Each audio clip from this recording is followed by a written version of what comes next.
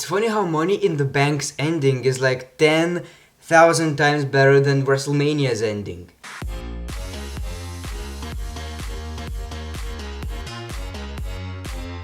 I have a lot of positive stuff to say about that pay-per-view, but don't jump right into the main event.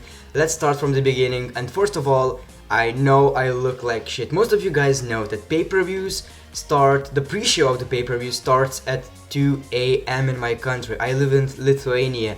So Money in the Bank ended at 7 a.m. Nearly 7 a.m. So I had some sleep, woke up and I just thought I need to do this review. This pay-per-view really left a good impression to me. Now in this video I won't cut as much in editing because I feel like I need to improve my English, and I hope that you guys will accept my language mistakes. So let's start from the beginning, the pre-show. Who gives a fuck? Why? We had the Golden Truth versus Breezango, and the Golden Truth won. Breezango had some funny moments. It reminds me of Billy and Chuck from the Ruthless Aggression era on SmackDown. Billy Gunn and Chuck. They were like gay, but turned out not to be gay or something like that. So that reminds me of that. It's pretty funny, It's alright. At least Tyler Breeze is doing something. Now another match, we got Lucha Dragons defeating the Dudley Boys, who gives a shit really. Let's jump right into the show. So we got WWE Tag Team Championship between the New Day, Enzo Amore and Big Cass, Luke Gallows and Carl Anderson, and the Ward. I'm not saying that. I don't know how to spell this shit. It's Simon Gotch and Aiden English, so just keep that in mind. Now, the match itself was pretty good, I liked it. It's a great way to kick off the show. It's fast-paced match, lots of drama, lots of stuff going on. Now, the ending of the match. The fuck was that? It was so confusing. I actually didn't understood what's actually going on. I heard that Aiden English wasn't even a legal man and got pinned. Like they did, the New Day did their finisher to one of the club guys. And Aiden English was just laying there for like a minute and still didn't kicked out and got pinned. Like that's not the best ending you could do. Like why not hit that finisher to Aiden English and then pin him? I kinda did not like that. That made him look pretty weak, I guess. But just like I said, the New Day retains, and we will get Big Cass versus the New Day at the next. No, I guess that would be at SummerSlam. Maybe Battleground. I don't think so. The next match. Baron Corbin defeated Dolph Ziggler.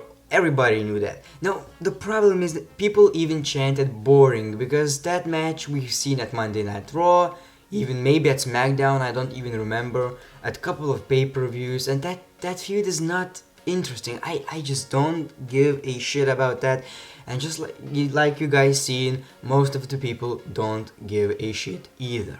Now, match was pretty, I guess it was pretty good, great finish. That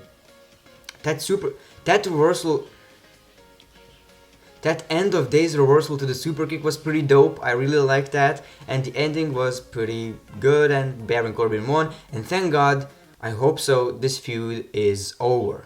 Charlotte and Dana Brooke defeated Natalya and Becky Lynch. Now, this match turned out to be actually, I guess, better than I thought it would be. Like, I wasn't even invested in this match at all. Like, it's not even for the title. It's something that I wouldn't even be excited on Monday Night Raw to watch. Pretty simple stuff. But this match turned out to be, I guess, alright. Of course, Charlotte and Dana Brooke won.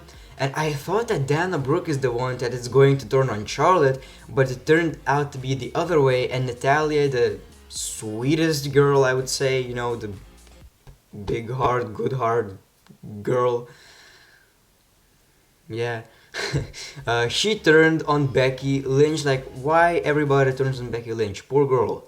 But anyway, she turned on Becky Lynch and she nearly cried, Natalya, but one guy on Twitter made a great point that it would be good to see her to be a heel, but most likely she will beg for forgiveness because she's Natalya, you know. Apollo Crews defeated Sheamus. Now, in my predictions video, I said that I don't want to see Apollo Crews pinning Sheamus via a roll-up, you know, with a roll-up, schoolboy, or anything like that, because that doesn't give you as much credibility. It's like a fluke, you know, you won by a fluke, that doesn't count or something like that. I think Apollo Crews should have won with his finisher and even submission, but it's not his thing. Like, he should have hit a finisher, pin him, and that's it. You know, you don't have to do roll-ups or anything like that. Sheamus is not doing anything. Sheamus won't look weak, so I don't know, I did not like that, but either way, a victory is a victory. Now, the match that I was looking forward the most, AJ Styles versus John Cena, match was unbelievable. I loved every second of it. The only thing that I did not like was that I was really hoping that AJ Styles would win without any interference or anything like that. Like, I was really hoping that John Cena would give this win, and it didn't happen. Like, referee got knocked out, then the club came in, hit their finisher, tag team finisher to John Cena, put AJ Styles on top of him, and AJ Styles pinned him. Like, I don't know.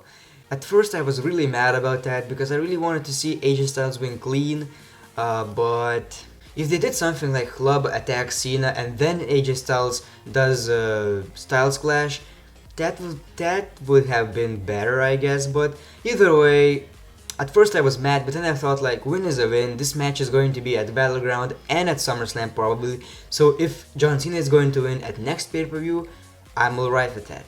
But at SummerSlam, AJ Styles needs to win clean, and there's rumors that World Heavyweight Championship on SmackDown is going to return, you know, the big gold title from WCW or something like that. So there are rumors that this match at SummerSlam is going to be for that title. You know, John Cena and AJ Styles will be on SmackDown. That's only a rumor, but I would really hope to see that, and I think AJ Styles really deserves a title run. Now, the Money in the Bank match, you know the participants, I don't need to remind you that. You're watching this video and you probably know what happened. So, my opinion. First of all, I think Alberto Del Rio is very underrated, man. Like, this man gets so much shit, like being boring, he doesn't deserve to be in this match. But this guy is the guy that did most of the good stuff in the match. Like, not the most of the good stuff, but he was pretty amazing. I really respect this man, and he doesn't deserve the shit that he is getting. Now, the winner of the match is Dean Ambrose. And now, what I liked is that I did a Money in the Bank video on how it should be booked, the best booking decisions for Money in the Bank. Fuck that. I did that, and I said that I want to see Dean Ambrose and Kevin Owens fighting for the briefcase. And these are two guys that are the last on the ladder, you know, because that makes it unpredictable.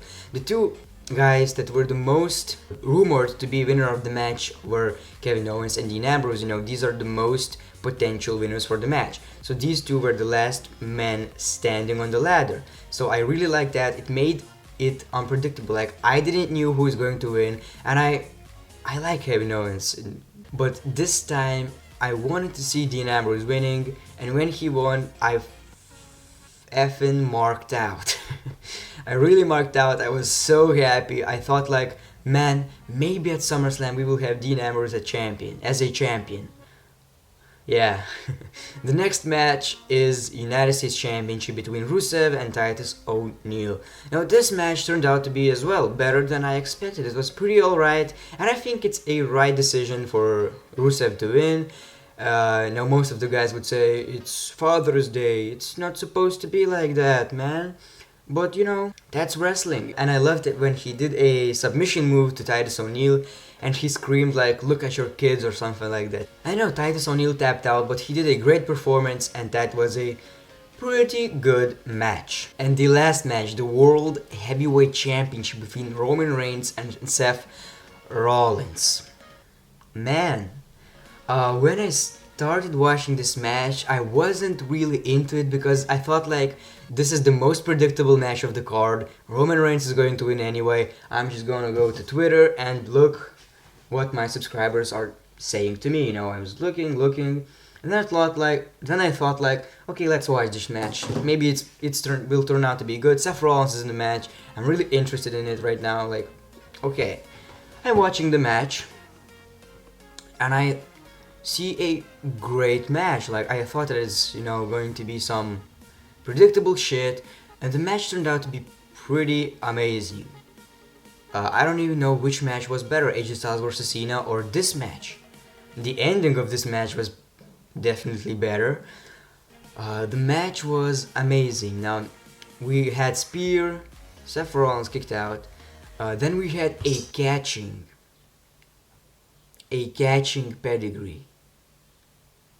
Ever thought about that? I don't know if that ever happened, but if it didn't, it's one of the greatest things I have ever seen in my life. Catching pedigree, 1, 2, kicks out, and then he does another pedigree, and then it works. Like, I did not like that. The first pedigree, catching pedigree, should have been it, but I guess Seth Rollins defeated Roman Reigns clean. Can you believe that? Roman Reigns was actually working like a heel in this match, like with all that trash talk, you know? That was pretty heelish, and that made me think that Roman Reigns would definitely be a great heel. He's a natural heel, he needs to be a heel, and maybe someday he will be. Now, that's not the end of the review, as you know, if you watched Money in the Bank. Then I thought like, well, Seth Rollins is walking out with the championship, can't wait for Monday Night Raw, it's awesome, you know? He won clean against Reigns, what else would we want? And then Dean Ambrose's music hits. I thought like he's going to cash in at SummerSlam, you know? F that, he cashed in on the same effing night against Seth Rollins. Seth Rollins used to screw Dean Ambrose a lot, now that was a payback, and payback's a bitch. We got Dean Ambrose as your new WWE World Heavyweight Champion. He probably had a great night with his girlfriend Renee Young, and and that was really amazing. One of the best moments of this year. I would really say that I enjoyed this pay-per-view much more than I enjoyed WrestleMania. Another thing is that we saw all 3 Shield members to be a WWE champion in one night, all of them. Another thing is that when Shield debuted, you know, everybody seen Dean Ambrose as a big star. You know, he was at first a leader of the Shield. If you don't remember, he was the United States champion, and it turned out to be that way. When people thought like Seth Rollins is going to be this high flyer, you know, mid-carder, he won the WWE Championship first, then Roman Reigns, and then Dean Ambrose, and Dean Ambrose really deserved it. Congratulations! So that, guys, is Money in the Bank 2016 review. If you want to support the channel, make sure to leave a like, comment what you think about the pay-per-view. Did you like it? Did you not? Share this video. And if you want to support the channel even more, I have a Patreon right now. The link is in the description. We already have 3 Patreons. This is unbelievable. I did not expect anyone to donate me. Just like I said, you know, editing is shit. I need new camera and new computer. So everything from Patreons will be spent on better videos. So if you really want, you can go to Patreon, leave even $1, that would be incredible. And thank you very much. Now, the great one, peace, love, and hugs. It's been a pleasure.